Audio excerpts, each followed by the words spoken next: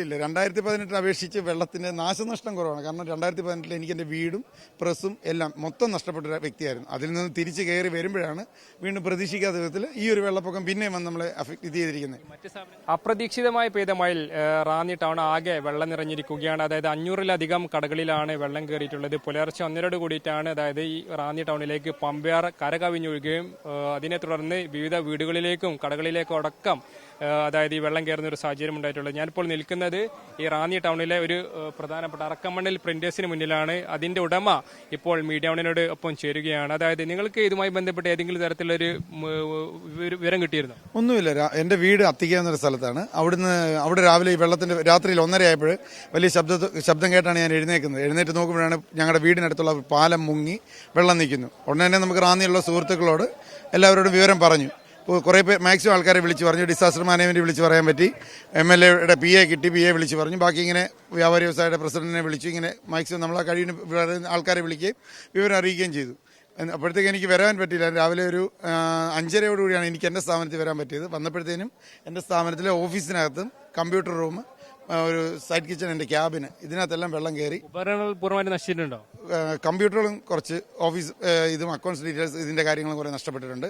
മിഷനറിക്ക് ഈ വർഷം, അതായത് 2018 അപേക്ഷിച്ച് മിഷനറിക്ക് ഈ പ്രാവശ്യം നഷ്ടങ്ങളൊന്നും ഉണ്ടായി. 2018 കമ്പയർ ചെയ്യുമ്പോൾ വലിയ രീതിയിൽ വെള്ളം കയറിയിട്ടുണ്ടോ? ഇല്ല 2018 അപേക്ഷിച്ച് വെള്ളത്തിന്റെ നാശനഷ്ടം കുറവാണ്. കാരണം 2018 എനിക്ക് എൻ്റെ വീടും പ്രസ്സും എല്ലാം മൊത്തം നഷ്ടപ്പെട്ട ഒരു വ്യക്തിയായിരുന്നു. അതിൽ നിന്ന് തിരിച്ച് കയറി വരുമ്പോഴാണ് വീണ്ടും പ്രതീക്ഷിക്കാത്ത വിധത്തിൽ ഈ ഒരു വെള്ളപ്പൊക്കം പിന്നെയും വന്ന് നമ്മളെ അഫക്ട് ചെയ്തിരിക്കുന്നത്. മറ്റ് സ്ഥാപനങ്ങളെ കണക്കാക്കി എങ്ങനെയാണ് നാശനഷ്ടം ഉണ്ടായിരുന്നത്? വളരെ വളരെ വിഷമമായ കാര്യം. കാരണം ഓണത്തെ പ്രതീക്ഷിച്ച് എല്ലാവരും വളരെ പ്രതീക്ഷയോടുകൂടി ഓണത്തിന് വേണ്ടി സാധനങ്ങൾ സ്റ്റോക്ക് ചെയ്തിരിക്കുകയാണ്. ജ്വല്ലറികൾ, വസ്ത്രവ്യാപാര സ്ഥാപനങ്ങൾ, അങ്ങനെയുള്ള പല ഇവിടുത്തെ മെയിൻ ഷോപ്പുകളെല്ലാവരും ഇന്നലെ രാത്രി പോലും ലോഡ് കണക്കിന് സാധനങ്ങൾ വന്നിറങ്ങിയ സ്ഥാപനങ്ങളുണ്ട്. നമുക്ക് പേഴ്സണലി അറിയാവുന്നത് എല്ലാ സ്ഥാപനങ്ങളും പറഞ്ഞില്ല, ആർക്കും ഒന്നും ചെയ്യാൻ പറ്റാത്ത പോലെ പറഞ്ഞല്ലോ, വെള്ളം കയറി ഭയങ്കര നഷ്ടം. ബേക്കറിക്കൊക്കെ ഭയങ്കര ലോസാണ് വന്നിരിക്കുന്നത്. എല്ലാവരും ഓണത്തിനുള്ള ഉപ്പേരി മുതൽ എല്ലാ കാര്യങ്ങളും കരുതി അതിനുള്ള കാര്യങ്ങൾ ക്രമീകരണങ്ങൾ ചെയ്ത് ഡെക്കറേഷൻ വരെയും ചെയ്ത് വെച്ചിരിക്കുന്ന ഷോപ്പുകളായിരുന്നു. പക്ഷേ പ്രതീക്ഷിക്കാതെ സൂപ്പർ മാർക്കറ്റുകൾ ഇവിടെ എല്ലാം ഭയങ്കരമായിട്ട് നഷ്ടമുണ്ടായിരുന്നു. ഇന്നലെ ഏതെങ്കിലും തരത്തിൽ മഴ ഉണ്ടായിരുന്നു അവിടെ? ഇന്നലെ മഴയുണ്ടായിരുന്നു. പക്ഷേ ഇത് പെട്ടെന്ന് ഉരുൾപൊട്ടൽ എന്തുവാണ് സംഭവിച്ചിരിക്കുന്നതാണ് അറിയാൻ സാധിച്ചത്. ചെക്ക് ഡാം ഓപ്പൺ ചെയ്തെന്നും 2-3 സ്ഥലങ്ങളിൽ ഉരുൾ പൊട്ടിയെന്നും അറിഞ്ഞാണ് പെട്ടെന്ന് ഈ വെള്ളത്തിന് ഈ പ്രശ്നം ഉണ്ടായേക്കുന്നത്. അതാണ് ഇപ്പോൾ സംഭവിച്ചിരിക്കുന്നത്. എങ്ങനെയും ഈ ഓണത്തിന് കരകയറാമെന്ന് കരുതിയതാണ്.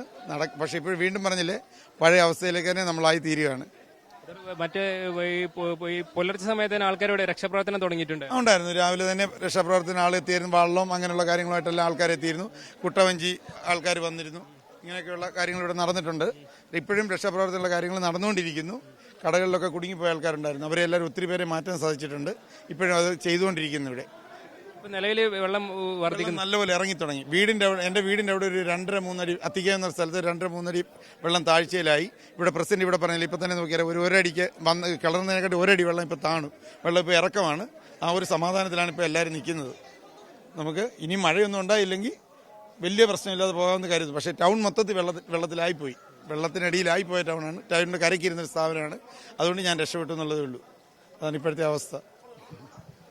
അത് തന്നെയാണ് ഏകദേശം ഇവർക്ക് പുലർച്ചെ 1:30 കൂടിയിട്ടാണ് ഇത്തരത്തിലൊരു മുന്നറിയിപ്പ് കിട്ടുന്നത്. അതുകൊണ്ട് തന്നെ നേരത്തെ ചേട്ടൻ സൂചിപ്പിച്ച പോലെ തന്നെ ഈ ഓണമായതുകൊണ്ടൊക്കെ തന്നെ പല ഷോപ്പുകളിലും സ്റ്റോക്ക് ഉണ്ടായിരുന്നു. അവരെ സംബന്ധിച്ച് വലിയ രീതിയിൽ നഷ്ടം, കോടിക്കണക്കിന് രൂപയുടെ നഷ്ടമുണ്ടായിട്ടുണ്ടെന്നാണ് ഈ പ്രിന്റർ ഷോപ്പിന്റെ ഉടമ മീഡിയ വണിനോട് സൂചിപ്പിച്ചിട്ടുള്ളത്. അനിൽ കാസേത്, മീഡിയ വൺ, പത്തനംതിട്ട.